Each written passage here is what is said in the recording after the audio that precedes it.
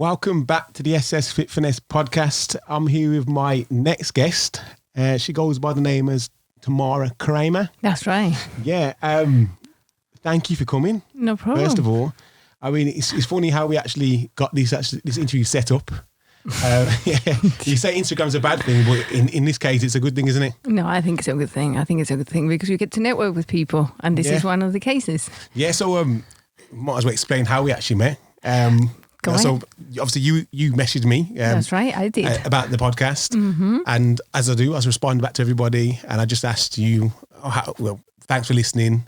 How did you hear about it and whatnot? And you told me how you heard about it. That's right.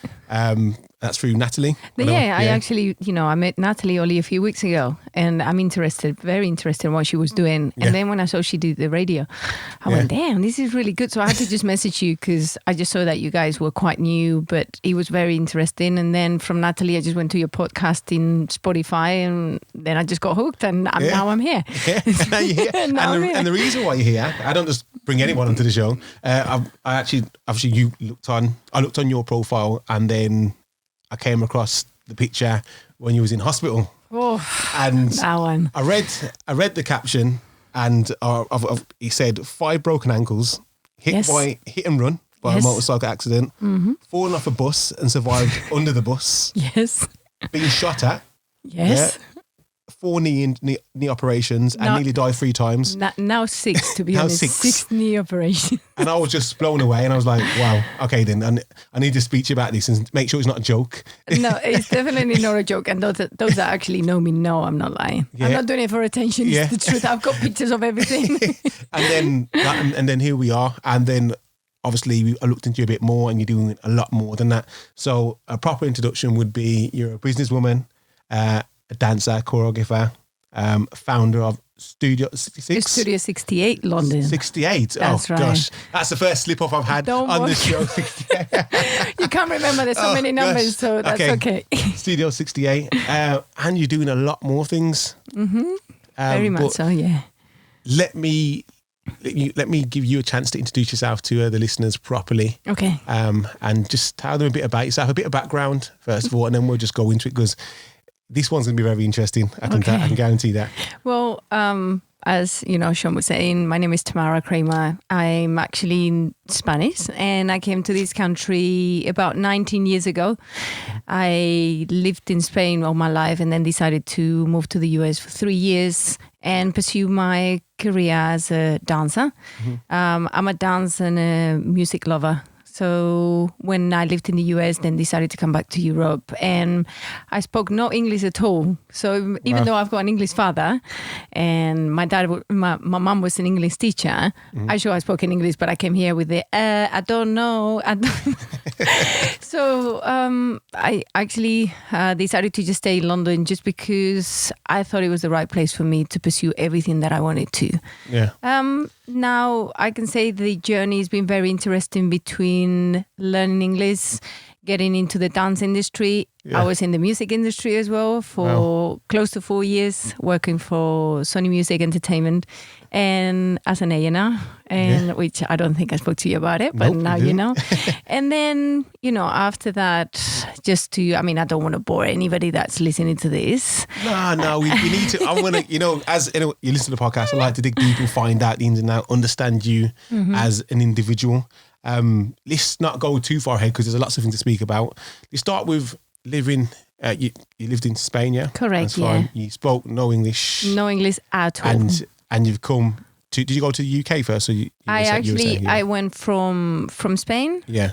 Came to the UK for 1 year. Yeah. And came and I absolutely loved it. I was back. Was that a holiday? That was a holiday, and it was You came for 1 year holiday? No, it wasn't that. I was here for a year. It was that I came 1 year. It was it was about in the 90s, back in 93, 94, and I absolutely loved the UK. And I thought, I think this is the place that I'm going to live. Then I went back to Spain, and I was like, okay, I'm kind of missing that London place. Yeah. And then from there, I went to the US just to pursue and the training of my dance career to get to the next level. So I kind of went from UK to the US, from US to Spain, and then from Spain back to the UK. So there's been a back and forth. A bit of back and forth. But when I don't want to cut past is like learning another language. What age was that? That's okay. I was 21, 22. 22. Yes. That's big. I put my hat off to you for learning another language. Yeah. How long did it take you? Took me I went to school to actually learn English. I did my first certificate and then I was starting to get the proficiency. I was an absolute disaster. I couldn't sit down on a table. I hate sitting down for too long. I gotta be moving. We're trouble here then. No, but it's okay because you guys are fun. So, but I went to school just to learn the language because I wanted to just prove a point to my school teachers because people say, oh, she'll never learn English. She'll never speak the language. And I just learned it. And it was actually an interesting journey because my grammar was a disaster, but my speaking was better. Okay. So I went to school for 2 years and I passed my exams and here I am. I can speak English with you now. Yeah. How was you in school? Was you like a good student? Like as in No, like I was an A's? absolute disaster. I got kicked out from 3 different schools when I was in Spain. Yeah. And why? Because I never wanted to sit down and listen to things that I'm not interested about. I think that can resonate with a lot of people these days, isn't it? Like, and I just feel, I don't know if it happened to you, Sean, but for me, being at school was a waste of time. I was feeling like I wasn't learning about life. It was just about books. And some people are like, but you have to have a little bit of background, a little bit of the history, a little bit of the geography and, just understand it. And I was like, I don't know, this is kind of boring. I used to fall asleep on my desk.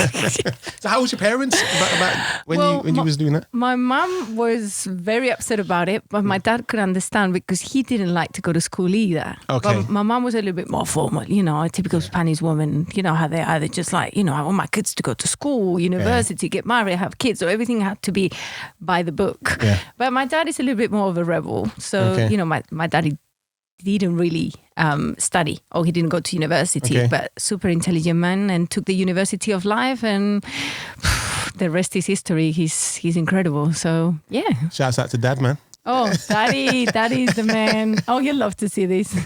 All right. And so you've done amazing things. First of all, you've took that step to learn English.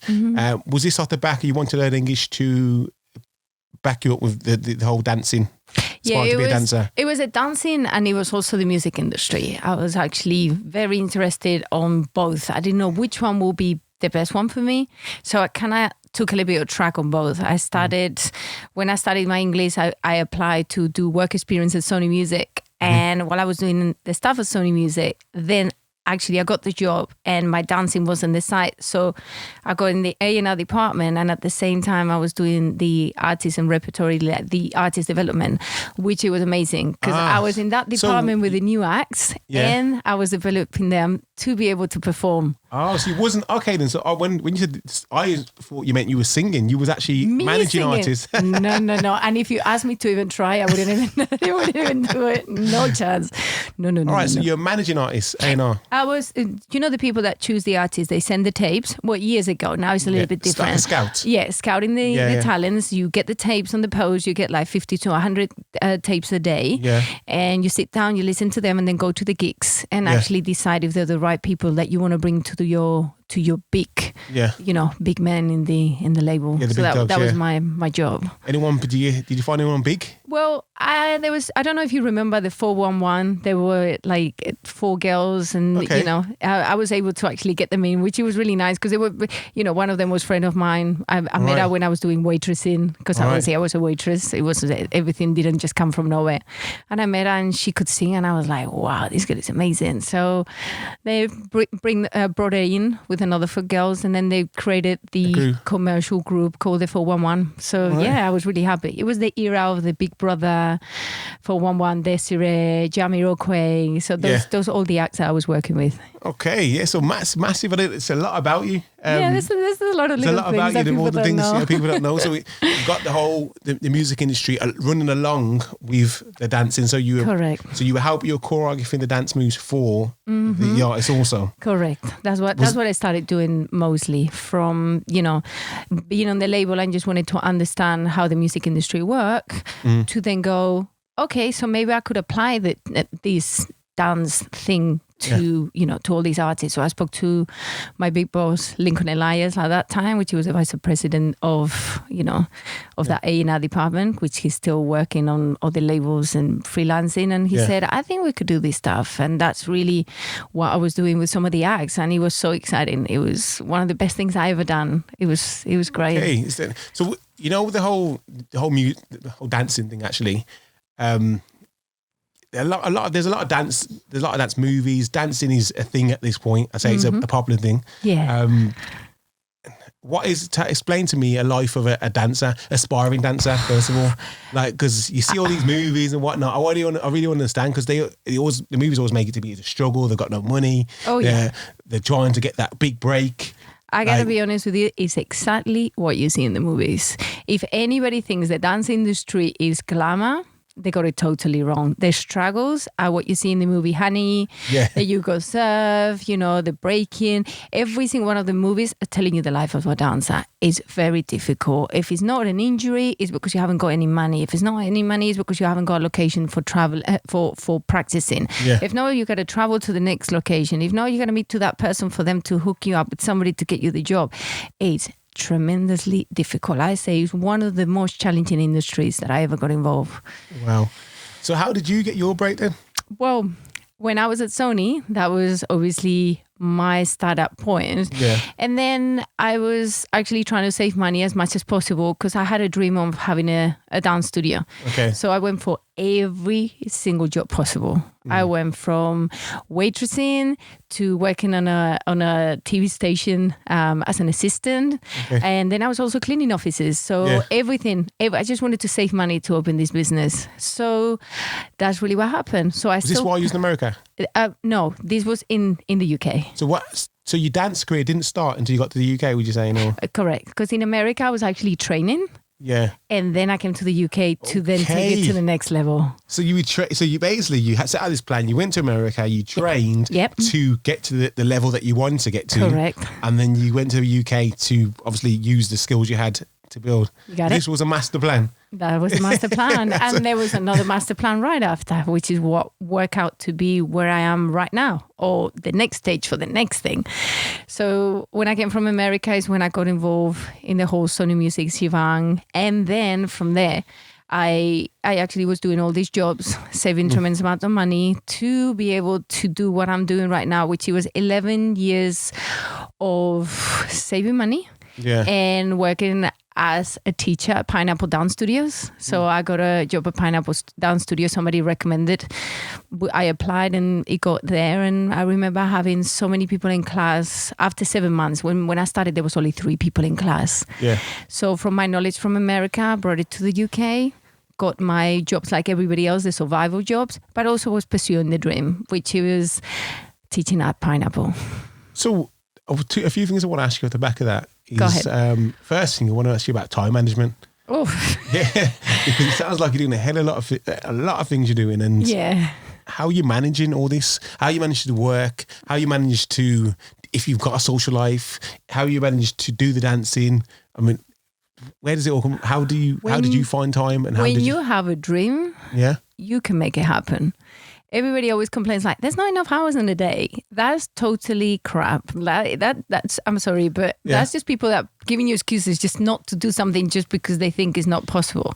I think our human brain is so powerful that anything we put into our brains will do it. Even though it takes time. I mean, it's a process, but some people are like, they prefer to go drinking, they want to go clubbing, they want to do different things. I never went clubbing. I don't drink, I don't smoke. I never went through that direction. I just wanted to do what I'm doing right now. It seems like you've had that from a young age. Yes.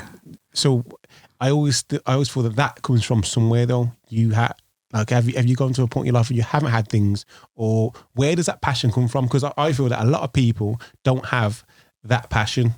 When you've got it, it's all good. You've got that drive and it can keep pushing you. But when people don't know what they want to do and they like a little bit of this and they like a little bit of that, same with people when they work in jobs that they don't like, they're not, because they don't know what career they want to pursue, and they just coast through life doing a little bit of everything but not enjoying anything. But you've actually found your passion. Where did that come from? And what kind of attributes did you get, you feel, that helped you through life to keep that passion going?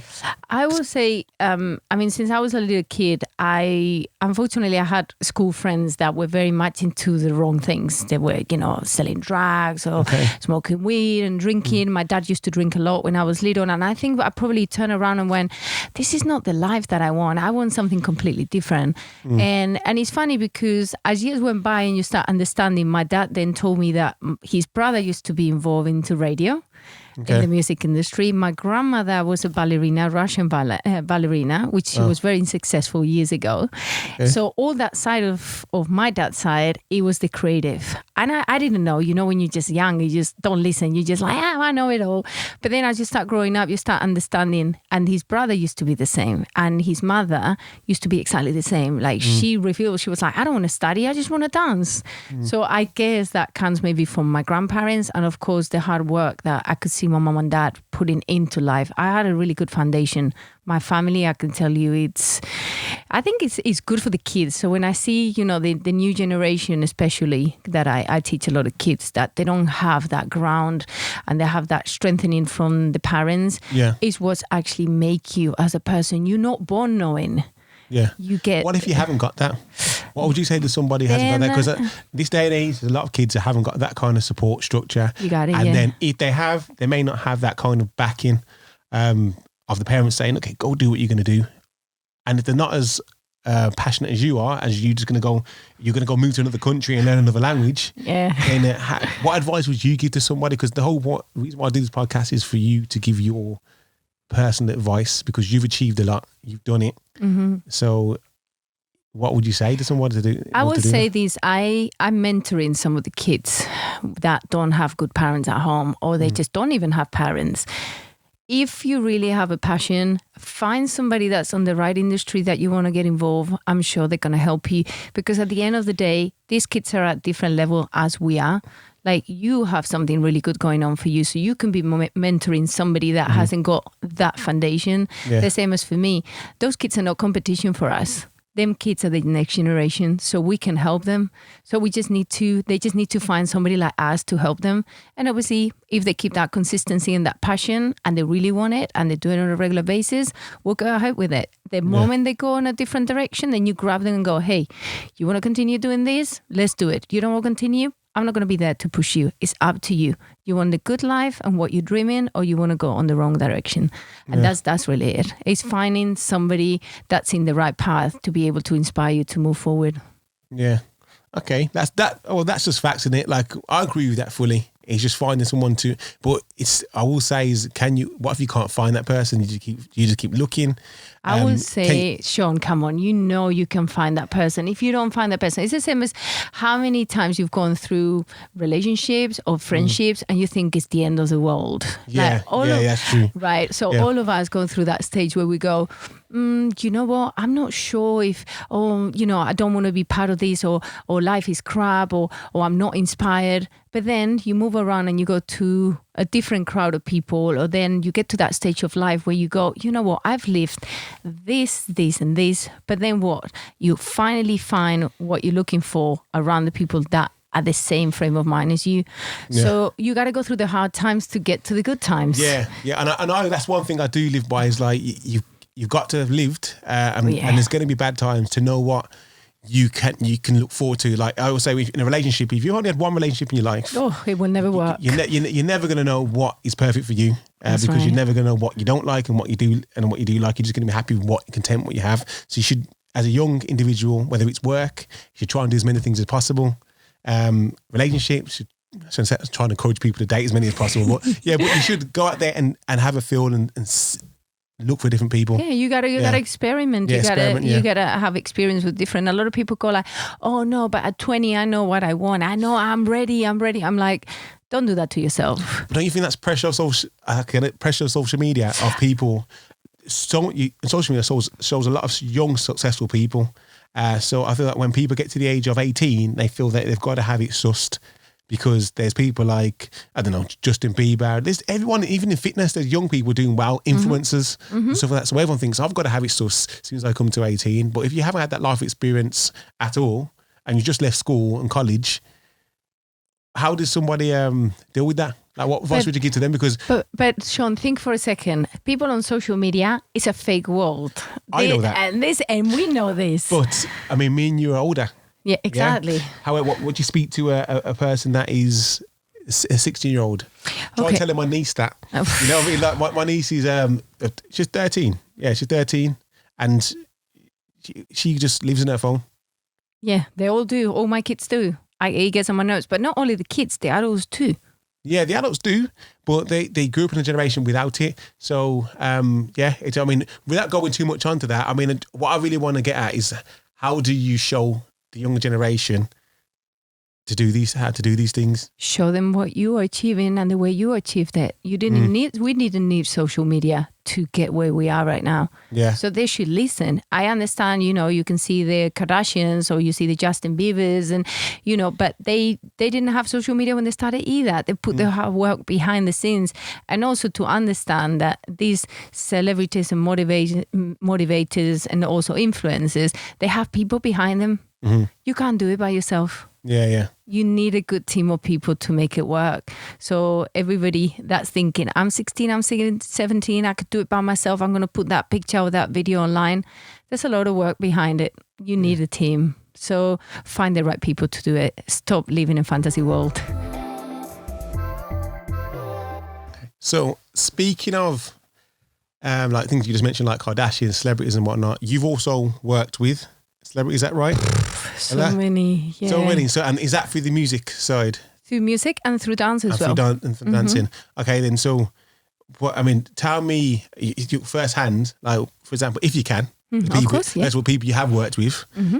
And then just give me, like you said, the people that they don't just do it by themselves. You were part of some people's journeys. Oh, yes. So explain that and what kind of team it takes to get somebody up to the top level. So, I mean, first of all, like, who? Okay, so I'm going to talk to you about somebody that I admire and I've been working for the last 4 years, which is Jason Derulo. And I work as the artist management development, tour assistant and wardrobe.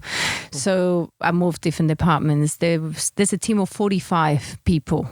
Wow. He can't do it by himself.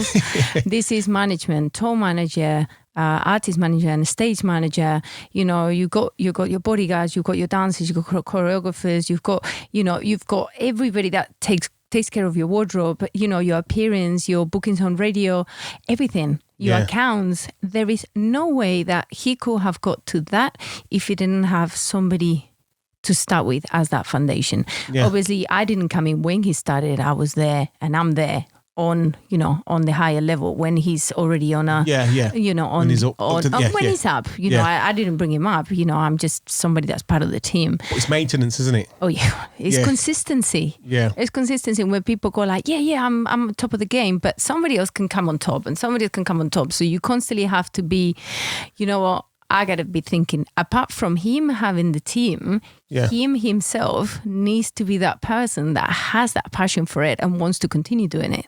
Yeah. And they keep doing the operational movement into what he wants to be doing. If he's being the next, I don't know, tour, or he wants to be doing radio, he wants to be TV, or he wants to work in a movie, or he wants to work on animation, cartoons, games, he's the one that has the vision and everything else makes the vision come up. How hard are these people working?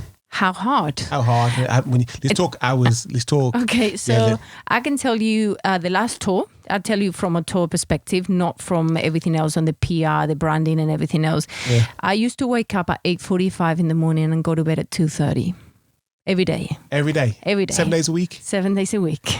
And that was you being a part of his journey? Correct. His journey. Yeah, his journey. So that's everybody in the team pretty much just committing and devoting everything. And how long did you do that for?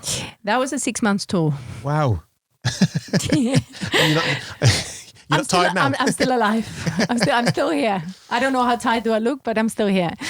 And in between that, did you have your own stuff going on? I did. And I did it because I wanted to learn what it takes to run a business successfully. Yeah. And as a brand and also as a product. Like he taught me so much. Him and his team, Jeremy Strong, Valentine, Henry, which he was my boss, the tour manager. Yeah. what I've learned working for somebody so successful is what helps me to do what I'm doing. What have you learned? Let's share the gems.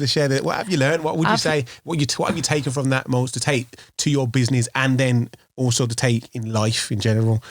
I would say probably the most important thing, as I said before, and I repeat this word constantly, is that consistency. Yeah. Consistency is the key of everything, which I believe that everybody probably believes the same thing. That you don't sleep. You can't sleep while you're alive trying to achieve something as big as what you want. You know, if you want to get up here, how many people are behind you constantly trying to get to that level? You got to be able to be on top of your game all the time, because there's always somebody trying to come to that level and just go up and they're trying to pick up and they're trying to bring you down. If you want to do it, you cannot sleep. So I've learned not to sleep.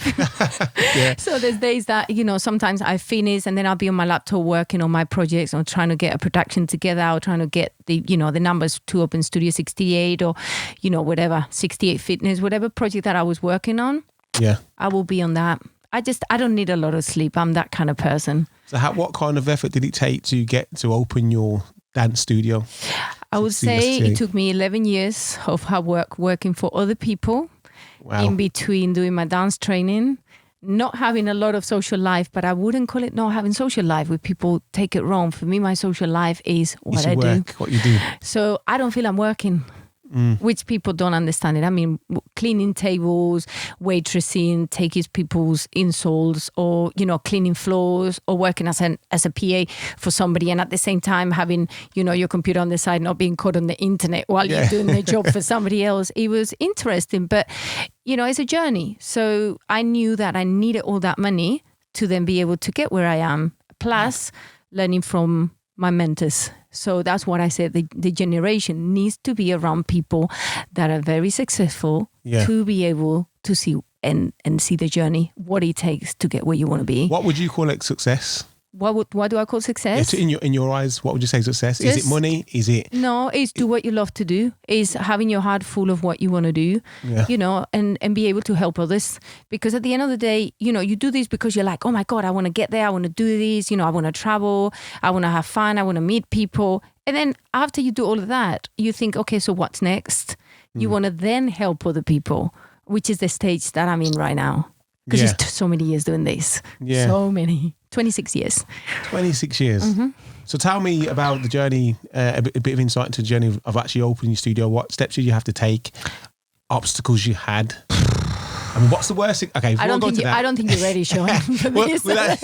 I don't think you're ready. Listen, what I want to know is the nitty-gritty. What's the worst thing that's happened? What was your worst experience on your journey to get in the studio? What would you say is your worst experience you've had? Saved my money for 11 years and my builders are still in the money. Okay. So you've saved your money and you're paying these are the builders that make building studio. Correct. And they were taking the money. And they took the money. We were nearly 6 weeks into completion. Oh my gosh. And the company went into liquidation. I remember I went to the studio that morning to see how the work was going. Yeah. And for them not to turn up, call their phones, try and email them to then find out the company was liquidated and they disappeared and it was over. All my money was gone. Wow. What did you do? I thought I was going to die, but then I thought, okay, so this must be part of the journey. Yeah. What do I do? So I went to my dad and my brother. I ran out of money. I had no more money. I didn't know what to do. So I asked them for a loan. I said, I need you. There's a little bit to go. I need you. I promise I'll pay you in 2 years. Yeah. I will work my ass off and I'll be able to pay you that money back. Please believe me. They looked at me and went, I don't know about this. Yeah. I was like, I don't want to go to the bank. Let's keep it in the family. Yeah. Let's do it. They did it. They gave it to me. I worked by myself at Studio 68 London for 2 years, running the reception, the marketing, the classes, getting the teachers in, the timetable, everything that was going in there. And I even slept in the facilities for 2 years because I had no money to go back home. You slept in the studio? I slept in the studio, in the changing rooms at the time with an IKEA bed to be able to keep saving that money to pay my family and continue with the business. See, that's a different. I think you're a different kettle of fish. Like you're a different breed. You know what I mean? Like, but you know what? That's what it takes. I feel like that's what it takes. That's commitment, and I don't think anybody can turn around and tell you, and they could turn around and tell you that, like you observe it, but there's a lot. You know deep down what you've been through to get for that. And I mean, this is only a few things you're telling me now. It's not half the things you've been through. Yeah. so okay, so you've saved all your money, you've lived in your premise, you've been robbed. Yes. You've borrowed money, so you've got that pressure on you to pay that back. Yes. How do you, when does the joys come into it? Because it sounds like a misery at the moment. I can tell you that was probably not the worst that happened. The worst is having people that you're helping already when your business is open and you make it very community-wise, and then obviously got to a very professional level worldwide, trying to sabotage the business on social media. That's probably the worst. What were they trying to do when you say trying to sabotage? They picture you as being somebody that you're definitely not. Trying to set you up on social media scandals, trying to, say that you're this person, that person, you've done this, to the level I've beaten up kids at the school, at the studio. Really? Seriously, yeah, I had it all. Why do you know? Why was this happening? You don't know. Just think other studios were they? I'm starting to learn that women in business struggle much more than men, and I'm not from this country, so it's harder for us. Yeah. And there's a lot of against maybe for whatever reason, but I think it's to do with when you are successful and you seem to want to help people, there's somebody that's always going to set it up. I mean, look at the stories that some of our celebrities go through, and most of them are not real. So, and I'm not even at that level. Yeah. I'm only on a smaller scale, but I'm starting to understand that everybody that is getting to a successful level of happiness and completion with creating something that's unique will go through this. Yeah. Tell me a little bit about yourself. Do you do things like meditation? Do you do things? No, I don't do meditation. It's funny because a lot of people ask me. You seem very. The reason why I say that because you seem very calm and just. I've got in a good place. I can imagine you've got a fiery streak. I'm Spanish. Remember, we've got that fire on us. What I think. I don't know, Sean. If it happens to you, it will happen to you as you move further. Is people's opinions are always going to be there. Yeah, of course. I agree. And if you know you're a good person, nobody should touch what you do. Nobody. It doesn't matter what people's opinions are. Yeah. You have to just be strong in your mind and go, okay, I know the person that I am. Once you know yourself, once you know the person that you are and what you're doing this for, doesn't matter what comes through. Yeah, that's the only people thing people can offer you is opinions. Oh, yeah. They can't give you anything else.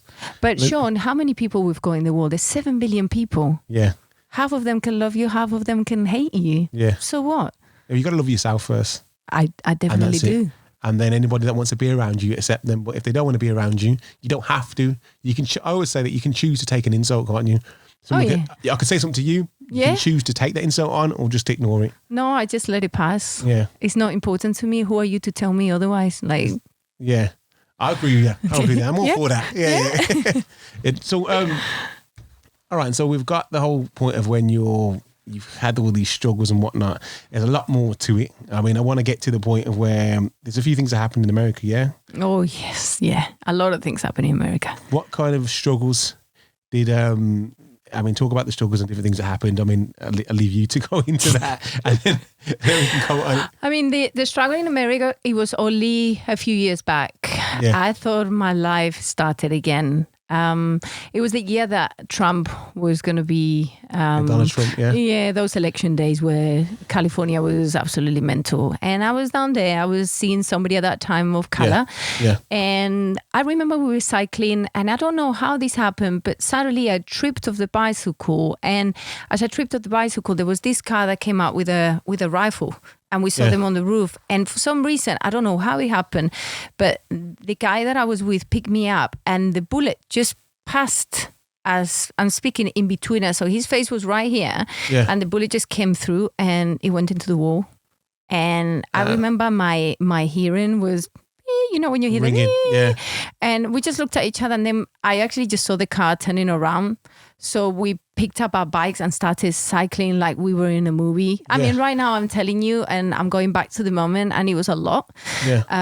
Some people didn't believe it, but obviously when they speak to the other person and he explained how it happened, we lost them. We were lucky enough to lose them. But I think it's because the whole interracial, how do you guys say that word? Interracial. Yeah. Sometimes I can't say the word. Spanish mouth can't do it. The whole relationship between black and white and, you know, Los Angeles, the elections, the racism, and you know, so I just think they were going for us, and I was wearing red, and you know, the whole gang thing, and I mean, I don't know really. I'm not involved in it, so I don't know. You don't even have to make sense of it. The whole experience, regardless if it was a targeted thing, if it wasn't, I have no idea. It came like that experience. What did it do for you? What did it do to you? Not for you. What did it do to you mentally? Like, I mean, I'll be honest with you, Sean. I will say that even though I appreciate life and I appreciate it before that moment, I appreciate it even more. I think in life we get given certain moments for us to be able to appreciate more and more and more and more and put things into perspective in a complete different way. Yeah. And that's how I feel. And it made me even to think I got to fight more for what I love, because I only have one life. So when you ask me, how do you keep that passion? It's because of situations like this. People trying to hurt you on social media. If it's not social media, it's suddenly somebody shoots a gun, wants to shoot you, a motorbike accident, whatever it is what makes me go further. It's like wood into the fire. Wow. And did the motorcycle accident happen in America? No, that happened here in the UK. It was a hit and run. That was a story and I have. What point was this? This was back in 2003-04. And it was a lot of years back. Yeah. And I was just coming from work. I used to do waitressing at TGI Fridays, if I'm allowed to say the brand, which I believe I can. And I was carrying my tips. And I just thought I'd buy myself a bike. It's so much easier. And I was with one of my colleagues from work. And I remember driving up to Willesden Green in London and up the hill. And the last thing I remember, I'm in hospital in an MRI machine on a scan, to then find out that I was paralyzed for 3 months. I wasn't going to be able to walk again. That it was a hit and run, and I flew on top of a car and they never stopped. Let's take into consideration, first of all, this is when you had your studio. No, I had no studio. It wasn't your studio. I was working to get the studio. This was before the studio. Oh my gosh. So then to overcome that, to a point where you're thinking, okay, I'm working so hard to do this. Was there not a point where you thought, give me a break? Give me a break. You're working all these hours, you're doing the waitress job and whatnot. You're working to save money for the studio. Then that happens and you can't walk, because if you can't walk, you can't dance. Can't do anything. You can't dance. There's no, I mean, there may be a point getting a studio, but I mean, it's not the dream that you're dreaming of. No, because I couldn't move my legs from hip down. My feet wouldn't move, like you can move your feet. Yeah. Until one day I wake up and I'm screaming in the hospital, like, I move my feet. And they were like, wait, like your L5 is actually moving to the right place. Whichever way it happened, you're going to be able to. What was you thinking when you first told about you? I want to suicide. Yeah? I want to die. Really? Yeah. But did you have any family support there at that point? Yeah, my mum and dad. My mum knew after, because my dad didn't want it to worry her. Mm-hmm. But when she knew, it was a lot for my mum, especially my mum. Mums. Yeah. Well, good mums. Anybody, like anybody could be your friend and whatnot. Nobody wants to see somebody at that point of where they want to commit suicide. It was a lot. It was a lot. I'll say, if I'm ended up on a wheelchair, I don't want to leave. And at that point, as far as you were concerned, they said you were going to end up in a wheelchair. That's right. Mm-hmm. That's exactly what happened. How did you get over that? How did you get to the point of? I was just in bed and I was just thinking, what's life going to be? What's life going to be? Obviously, I can't move. Like, there's nothing around for me to end up my life. So, it's a whole dropping into a depression that you just don't even know how to handle. I mean, it was that point where all that happiness from life and fighting and coming to a new country and dancing and saving the money for your dream, and then suddenly everything gets shattered. You just like, what's going to happen next? Until one day, for whatever reason, my praise to that man up there, that is a good friend of mine, I think. I think he wants to give me a chance every time something happens. Yeah. Then I got the chance to get out of that bed and start moving forward again. So that's why I've got that, that slogan that is keep moving forward. Yeah. It's amazing. I'm just taking it all in. I'm thinking, oh, this is crazy. Like, don't worry. I sometimes think I'm in a dream myself. It's like it's not real. If it was supposed to be a movie, it wouldn't be a movie. It would be a series. Yeah, I'm thinking you should make a movie or something. You know what I'm saying? Like serious. So this moves on to, I think you have all these opportunities. You've built up the business now. This was obviously years later, like when I obviously recovered from that motorbike accident that I had, that bus accident where I broke my coccyx. I ended up under a bus while I was running. And this was still before you had the studio? This was before I had the studio. It was like, I don't know, it was like, I'm going to stop you. You're rushing too much. You got to slow down a little bit. Do you believe there were signs? That was signs. Oh, yeah. Maybe it was too early. Yeah. That you were going to push it. You had to slow you down. But I didn't have the money anyway to open it then. But I was like, I got to push. I got to get more money. I was working so many hours. Do you use these as fuel when you have any setbacks of what you're doing now? Do you refer back to these times and think, look, this happened. Yeah. I've got to do it. Yeah, 100%. That's what I say. It's fuel into a fire. It's like wood into the fire. Yeah. So tell me a bit, how's the business doing now and what kind of things you're doing? So you're going to understand what the studio, because you're in the centre of London. We're in Waterloo, Southwark area, which is a big thing. It was actually just, the property just came out of the blue. I was lucky enough, somebody called me up and said, hey, I know you always wanted a studio. I think this location is perfect for you. Come and have a look. I went to see it and that was it. That was the place. Right, a railway arch in central London, had no toilets, no floors, no electricity, had absolutely nothing. And I was like, do I have the money for this? I went... Yeah, what kind of money are we talking here? If you're allowed to say figures. I would not say figures because people would think I'm mental. Yeah. But even up to today, I cannot believe I did it. It's 3,000 square feet. So you can imagine how big the place is. And it's got everything you want plus more. So yeah, tell me what it takes to run a successful dance studio in London. It's a lot. And I'm going to tell you why I opened it, because I didn't really tell you why. Okay. I had a knee injury and that's when I couldn't dance. So when I had my first knee injury, I went, how am I going to handle my dance career if I can't dance, but I still love all this industry? Let's just open the dance studio with all the money, finally going to be able to do it. And that's when I got into the business side of the dance industry. Okay, so what was I was under the impression that you were saving money to open a studio? Correct, but not the caliber of studio that is the Studio 68London. Okay then. So it's a smaller studio. I was thinking, I've got a dance team, me and my boyfriend at that time. I had a little team. Let's, we need our own little space. Okay, let's just save some money. Yeah. But when the injury came in, I went, I want the top studio in Europe, and that's what I'm going to do. Yeah? Yes. And you are you there? Are you there, would you say? No, I am there. Top studio in Europe. Yeah, absolutely. What kind of anybody can train there?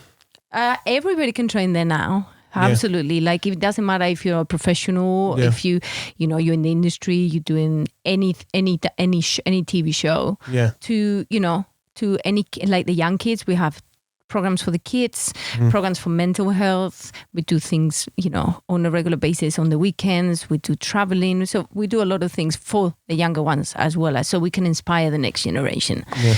Is it only one studio you have at the moment? No, there's two. There's two. So we have what we call the LA studio, is called that way because all the commercial and very much like the LA style vibe goes into the big room. We call it the LA studio, and the New York studio is all the underground, the locking, the popping, the whacking, the voguing. So that's really what the vibe of the studio is. So you've got the smaller one, and then you got the big one. What's fashionable goes into the studio, like the big one, and the other one is it's the old school, but we don't forget where we come from, because that's really the foundation. So you're covering everything. Absolutely. Okay, so Tam, this is the business part in it. So I know yes. Obviously you're a businesswoman. I also see that you've got talk about real estate, property, business consulting. Yes. So you've branched off. Is this something that you branched off into off the back of the experiences you've had? I got to be honest with you. All of these comes because I love it, not because I wanted to make money, which is really weird. Because when I first opened the studio, it was just an idea of, okay, I'm going to be the top Europe studio in, I want to make it like the top. And, not to escape that, apart from dancers, we had the top celebrities in the world in the studio, What kind of celebrities is going? Kelly Rowland, Lady Gaga. Really? Yeah. We had like top people. Yeah. Everybody that works on So You Think You Can Dance, the X Factor, top choreographers like Brian Friedman, Yo-Yo Gomez, Walter Beast, everybody you can, Trisha Miranda. I mean, I don't know if you guys know. Anybody that was in London dance-wise at a high profile using your studio? This is worldwide people. This is not London people. These are people. No, I mean anyone that came to London at that point that was at high pro. Yours was a high profile studio. Yes. It's the high profile studio that they're going Correct, to. yeah. Okay, so there's levels to this, yeah. There's a lot of levels to it. Yeah. All right, so you kind of go back to what we were talking about with the whole business side of it. Is Karen, how do you branch off into that? So having the studio started to giving me some ideas on, okay, so how could I make this even better? Yeah. Not even bigger, it's better. Yeah. So from there, then I started doing the whole residential stuff. So accommodation for dancers that come from abroad. Makes sense. To then be able to come and train at Studio 68 London on the dance careers for like a year, or for like a month, or like a short break of a weekend. Yeah. So build up a property that has, we now have there's 12 rooms, 3 bathrooms, 2 kitchens, living rooms, and, it's got a play area. It's actually quite nice, a garden, and it's really nice. So we've got like dancers coming from abroad that stay with us. And is this in the same facility? No, unfortunately not. Okay, all right. Because, you're not allowed to have people sleeping on a railway. Well, you did. In fact, don't tell that to the council. But I had to do it. But no, this is separate. It's only 9 stops from the studio, so it's really easy to get to the studio, and it's really comfortable. And I'm developing even more and more. But at the moment, we started that way, or I started that way. I liked it because, it's a team of us that helped me with all the bits and pieces. And then I also then got involved on residential in the US. So I opened a house, only one property, nothing major, just for dancers from the UK that wanted to go to the US and be on we call it like a 5-star apartment where you have your swimming pool, you have your jacuzzi, you have your gym for when you wake up, and then you just go into the studios which are around the corner from the property. So got involved on that too. And that's really on real estate, or accommodation. You really interlinked it. That's taking advantage of what you actually have, and you found a problem that obviously you've got the dancers coming over. Yes, they're going to need a place to stay. Correct. And you just fulfilling part, and it makes sense. Like, why not? It makes sense. I mean, what you can't do is you got to keep progressing what you're doing. It's the same as for you. We'll get to the point where this will become the biggest radio station. So maybe I need to get some accommodation for people to stop down when they go to the podcast. So then they don't have delays on the trains, right? When they come over. But it's just the thing on how to improve, how to make something better. So I was like, okay, let me just try it this way, and it's working like wonders. So then that's also like a second entity, or like a branding for the studio. So it's a second brand for 68. But there's more to it. There's more to it. What else? Go on. What else are you doing? Well, then created the 68 Fitness. Yes, exactly. Which it's is the newest thing that created not more than 2 years ago. It's only 1 year and 7 months old. Yeah. Which we can talk about that in a minute. Also have the clothing brand for the dancers, different clothing for the dancers, and also what we call the elite brand, which is a little bit more like a little bit more trendy. Yeah, the high end, and then you got so like Armani and Armani Exchange. Like a Primark and kind of thing. Okay, so you're branching out into lots of different things. You're building the brand as it is. I mean, tell me a little bit about the fitness side of it. So 68 Fitness came from a passion of dance. When I couldn't dance, I had another one of my knee operations. I decided to sit down and go, what can I do now to then improve what I have? Okay, so how about I study about fitness? So this was about 4 or 5 years ago. I ended up going to do the PT course, ended up with my crutches, going with my big brace on my leg, and they told me I couldn't do the course because I can't do the exams in the gym like this. And I said, I'm not moving. I paid for it. Nobody said anything on the terms and conditions, so I'm staying. Yeah. So I got my course done. They did the exam with the crutches at the gym. I was able to do what it needed to be done.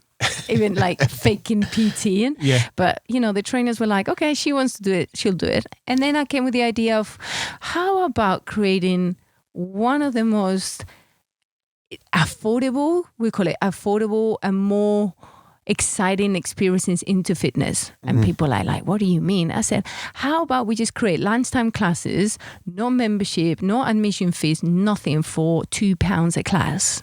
Okay, that makes sense. They were like, good. £2 a class? London. What are you, the EasyJet of dance or the EasyJet of fitness? I'm like, well, that's not a bad idea, because if EasyJet did it or Ryanair did it for, the airlines, why couldn't we do it for fitness? Yeah, of course. Who is doing that apart from us? I don't know. Well, you tell me. So you're offering very cheap. Yeah, very affordable. Very affordable I don't classes. like to say cheap because the quality is top of the game. Okay, yeah, okay, fair enough. So affordable classes. For it, but high quality. Very. Yeah. And how's that going? Now it's going really well. It wasn't going very well in the beginning. Why was it received well? Because people think it's £2. What are they giving us? Yeah. This is not going to be great. Like, you got all these big gyms around, David Lloyd's, Virgin, Gym Box, the top. And they're like, well, people pay £100 a month. And they get, top of the game. But we don't have all the facilities they have. But what do you really need to get your fitness on point? The old school, in the old years, we didn't have none of the luxuries that we have in the gyms right now. Yeah, of course. We can still do it without it. Yeah. So I thought, okay, a studio is what we need to actually make it happen. Your own body weight. I had no equipment at all. Then I had the amazing Fitness for Less, providing with some equipment. Okay. I saved some money and I bought some more equipment. Obviously, I was the face for Fitness for Less for a little while. So they gave me some equipment. And it's just grown and grown. And now we've got members. So people pay for membership as well. Wow. They pay £20 a month for unlimited 16 classes a week with a personal trainer. So you have HIIT classes, boxing classes, booty and core, ABC, which is arms, booty and core, Latino fit, anything. And is what I've heard they call it the boutique studio. I wouldn't call myself a boutique studio, but it's basically you have a PT and you have training classes of 30 minutes and 45 minutes. And we also provide personal training and, just the facilities for people to use the equipment. And it's great. I think it's great, man. I didn't even actually know that you're charging that much and offering, obviously, the service and quality is going to be there always. Mm-hmm. And it's massive at this point in time with their fitness. Yeah. Everybody wants to better themselves, and some people don't want to pay the price. Oh, no. in order to do that. I can understand that because really you can do a workout even in this room with a table, with a bin, anything you can pick up. You can do it with your own body weight. So you really don't have to pay all this money to get into a gym, but I think people use it as a social. Yes. They go to the gym and they talk to somebody, and then there's, you got the DJ now with, in the dance studio. So it's like a fun night as well as doing your workout. So I think on that side, it's really good. Yeah. And it's also the accountability side when people say, I'm going to see you next week. Yeah. You're like, I better turn up. Yeah. Yeah. So it's like a party. Like the gyms now, I don't consider them as what it used to be. But the good thing is that you've got them commercial places, and then you have still the old school vibe where you can just go and work out with the old equipment. And so I like it, and that's why I created 68, just to make it a little bit different. So you're successful in that side of regards to the business, setting up the dance studio. You got the fitness side, and then you looked into the whole real estate, property, providing property for the dancers. Mm-hmm. I've also read that you helped other studios when they're at a bad point. So not only are you doing things for yourself, but you're helping other people. Correct. Yeah. Tell me a bit about that, and why. Why are you helping somebody else when another studio? Why are you helping another studio? And why not? Why this has to be such a competitive when people go like, oh, but they're going to copy what you do. Listen, we've got studios we can see they come behind us. They copy our marketing the same way. They copy the classes. They try and take our teachers. So what? There's space for everybody. Yeah. It's just that's the politic that people have, but there's space for everybody. Yeah. I mean, this is the UK or this is London. Like, why wouldn't I do it? And not only in studios in London, studios in Europe. I'm Spanish, so I've got a friend that her studio was going into pieces, and I said, why don't you try this? We did a consultancy. We sat down on it for a whole week, and now her studio is one of the biggest in Valencia. So Wow. you can't go bad with that. And she recognizes it. So her recognizing the support is going to help me, because then that's going to show, that I'm there to help the industry. This is not just about me. This is about people. Yeah, that's it. It seems like you've got a bigger plan than just looking after yourself. Oh yeah. Yeah. I mean, what if you had to put something into a few words, what are you trying to achieve with all this? What would the ultimate outcome be for you? I mean, right now I'm working on motivational stuff. So I want to start helping and doing conferences and chats on radio and doing TV stuff, and just to start helping women, especially through the struggles on getting into business, or maybe they've been mums and they don't know, they had bad relationships and they want to get into business. That's my main thing now. That's what I'm working for. I want to do that. I want to have maybe one day I'll have a podcast where, I could talk to different women that are going through the struggles, and, and also hot red tables, like, like Will Smith's wife, she does that kind of stuff. I freaking love that stuff. And I think it's very motivational and it's really helpful. And there's not many people in the UK that are doing this, so hopefully nobody steals this idea, even though I'm telling you right now. Yeah, well, I guarantee they're probably not going to work as hard as you anyway. Like, well, with all this time and those working, where do you find time for your social side, relationships and whatnot? Like, well, you have time if somebody can accept the person that you are and how much drive you have and what your goals are. Yeah. Unfortunately, I wasn't lucky enough in love. I found somebody now that I think it may be that person. Okay. So hopefully, please, I keep my fingers crossed. If he's listening to this, then, I'm quite happy. He's a nice man. Okay. But I wasn't very lucky in the past. Unfortunately, I made really wrong choices. People that needed fixing, people that just wanted to use me. They didn't want me as for who I was. It's more for what I can give them or what do I have, It was more like, I call them fake relationships. I've learned so many lessons from those. How do people spot and look after them? I mean, first of all, give your example of that. And then once you've given your example, I want to know, how do somebody as a female or a male, or the way around, of course, how do they look out for these things? What kind of things do they look out for? Or maybe what things, if they're feeling it, what would they be feeling? Okay, so I will say now, with all my experiences that I had with different males, the same as women are gold diggers, men do exactly the same thing. Yeah. It doesn't matter if not. Never ever go out with somebody that's not at the same level as you. That's interesting. That will teach you a very big lesson. It doesn't matter if that person, for example, if they're not involved in business, or they're just not at that level as the money that you're making, then just be very careful, be very aware. Just because that person can go for the wrong thing, you could be motivating them to do it, but it will get to a point, especially for a man that find you as a threat. And that's a very difficult thing, because even though they say, no, I can cope with it. No, you're a woman. I got this. It gets to a point that hurts a man's ego. Yeah. So just look for people that kind of like on your same level of experience. Doesn't mean on the same industry, but it could be somebody that does not want you for that, or that you're not going to be doing something for them.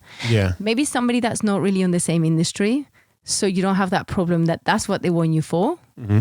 And then just pay attention at the details. How do they treat you? How much time they give you? How much are you supporting them, but how much you're not getting the support from them is what makes the difference. So spot on that one. Especially, my mom always told me this: you just don't listen when you're 20. But as you get older, you remember those points and go, Mom, you were right. And then now I can tell you it was a journey and a half to try and find somebody nice to just spend time with and not just work with, because I've been there with business partners where we've been in the same place. What's your worst experience then? I was with somebody for 10 years and then he ended up being gay, so he wasn't even real. And you just say it just like that. I mean, it's just saying, I was with somebody for 10 years and ended up turning gay, and that was it. Well, I wouldn't say they were turning up gay. Let me change those words. I would say they were gay from day one, but I think they may be fighting the bisexuality or whatever you want to call it, because they were with me. But 10 years? 10 years. How do you not find, how do you not know? How do you not find out? I have no idea. It's called being young and naive and being in love. Yeah. And I think a lot of people will go through that. I don't think I'm the only one. And I don't take it as like, oh my God, why is this happening to me? My life is a mess. No, this can happen to everybody. Yeah, of course. So how do you get through that? I mean, I'm still wondering. I'm still sitting in shock. How do you get through that? Trust me, I was heartbroken up to today. Some people, when I tell them the story, as I'm telling you right now, Sean, it's like, how did you get over that? I'm like, well, when you think that person didn't really love you for you, they love you for what you have, then you're ready to move forward. I feel that you must, I mean, I don't say you must, but there's got to be a where do you get your aggression out? There's got to be some. My aggression? There's got to be some, with that, with everything, with all the things you've gone through, I feel there's got to be a bit of thick skin to you. You come across as a lovely person. I cry a lot. So there's no thick skin. You don't get, I'm not saying it's a nasty part to you, but there's got to be a part when you think, or an ego at least, to say, no, I'm not going to make this person get the better of me. So if you want to put it that way, I never let people get to me. And how do you do that? Because... Are you competitive? I think, people say I'm tremendously competitive, but I don't think it has to be with competition. I think it's to do with, you got to know yourself. Mm-hmm. Like what I said before. Like if you know that you're doing right, then why somebody will get to you trying to be a bad person? I'm not a bad person. When I say this, I don't mean you have to be bad. I'm not saying you have to be nasty to somebody, but I feel that, like I always say, there's a part of you that's got to be competitive and to be able to deal with all these things. I'll be honest with you. I think it's just motivation of like I'm destroying your studio right now. Sorry. I would say it's the motivation side of things. That's what drives me. Like I have a vision. Yeah. I'm not going to stop my vision just because somebody's trying to get on the way. Yeah. You got your dreams. You got what you want to do. All these people are just there to take it out of you. They want you to stop. And I'm not letting that happen. Don't ask me why it's there or how it is there. I just think that man up there has a... Someone's looking over you. Yeah, I really do believe in that. Okay, then another thing I want to ask is how does somebody turn their passion into a business? Just do it because you love it. Don't think about the money. I never thought about the money. I never thought to have recognition worldwide. I mean, when I travel around, I go to the US, people go like, oh my God, are you that woman that created Studio 68 London? And I'm just like, oh yes, hi. Like, I wasn't expecting that. Yeah. I didn't want that. Yeah, you come across as like a genuine person. You haven't got you don't come off as you've got an ego to you. Like you've done so much, you're achieving so much, you're going on to achieve a lot more. But yeah, you're just so down to earth. But why would I be different? You and me are the same person. It's just because I'm doing a little bit more doesn't mean that I'm untouchable. Yeah, but it's people. A lot of people do give off that whole. Well, that's them, not me. Yeah, I understand. So you're very self-aware of who you are, and how did you get to that point? Did you wake up out of bed and this is how you've been all your life, or is there a point there because you've had a lot of challenges? There's a point where you had to find yourself and think, look, this is who I am. As I said, Sean, I have a vision. Since I was a little kid, I know that I want something and I will get it. Yeah. So I don't care what people think about me.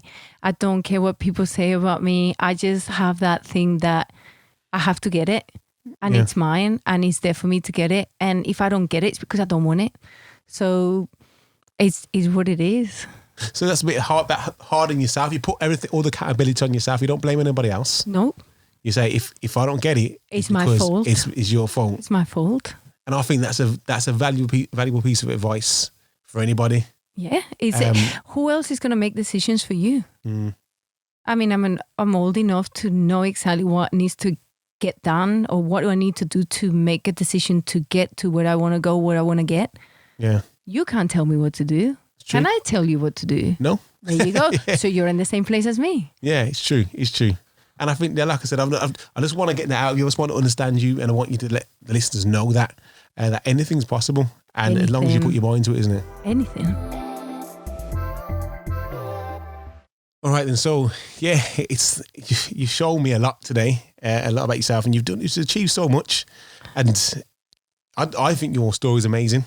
And I do think you should go on to doing this whole series and documenting. Do you want to get involved in it? We could talk about it. I definitely want to get involved in that. I want to behind the scenes and everything with it. Maybe I can actually have you because your voice is perfect for this. Yeah? Yes. All right then. Get me on board. Let's go. But yeah, before I wrap it up, like, where can people find you? Well, there's different ways of doing it. If you're interested on the dance and the fitness, for the dance, you got to go to studio68london.net, net, not .com.net. If you want to be able to find out what we do with our fitness, go to 68fitness.net. And if you want to know a little bit more about me and what I'm up to, which is a lot of things that we haven't spoke about today, because there's a lot of hidden behind the scenes, like they say, is tamarakramer.com. Okay, then. And I want to round it up with a little game I do at the end also. Yay. Yeah, I love games. We can do a bit different than I normally do. I'm going to make you pick a number. And then out of the number you pick, I'm going to give you a subject and you're going to talk about it for 1 minute on your personal experience. Ooh, okay. Yeah? All right. Numbers between? Numbers between 10. 1 to 10. 1 to 10. I love 10. 10? Okay, then. So that's eating and nutrition. Eating and nutrition. Yeah. Okay. So what advice would you give on that? You're in great shape. Okay, thank you. Okay, so this is what I will say. As you know, I study nutrition as well as doing the fitness side of things. The important thing about somebody is finding out exactly what goes with your body. A lot of people will try and give you just a diet, but without, really studying what's good for you. Yeah. If you're really going to get into fitness and you really want your body to feel good and look good, you got to start doing your little diary and find out what's giving your body the wrong answer, meaning what doesn't make you feel good. So if you're eating chocolate or you're doing carbs at the wrong time, or if you're actually eating protein and it doesn't really agree with your body, stop it. Just because if it's good for somebody doesn't mean that it's good for somebody else. So you got to pay attention to that. Also, there's a lot of people, including myself, that eat a lot of stuff and they don't put on weight. Maybe your body is not that type of body that you put on weight, or maybe your body does. So again, if you get bloated or if you put on weight easily, find exactly what's triggering it off. And, just pay attention, watch different documentaries, ask professionals. Don't just go to one person, take different opinions. So then you'll be able to find what your body loves for you to look exactly and feel how you want to feel. And I think that's perfect to end it. That's pure, the most pure information I've heard on nutrition for a while, and I agree with that. Thank you. Because it's right. It's not one fits all. It's lots. You've got to find out what doesn't work for you and what works for you. So when I've had people come to me when I'm competing and whatnot, I said, "Well, how did you get in shape?" I said, "Well, I don't know what you eat first of all. You know what I mean? Like, you got to find out what works. And even with training." Oh yeah. Like what I do with training may work for me, it may not work for yourself. So it's about educating and just taking time to find out if you really want to make that change, isn't it? Correct, yeah. Yeah. All right then, well, thank you again. Thank you guys for bringing me. Thank you so much for the time here. I really enjoyed it. Yeah, and I've enjoyed it. I've enjoyed it. It's been a movie. It's been a movie.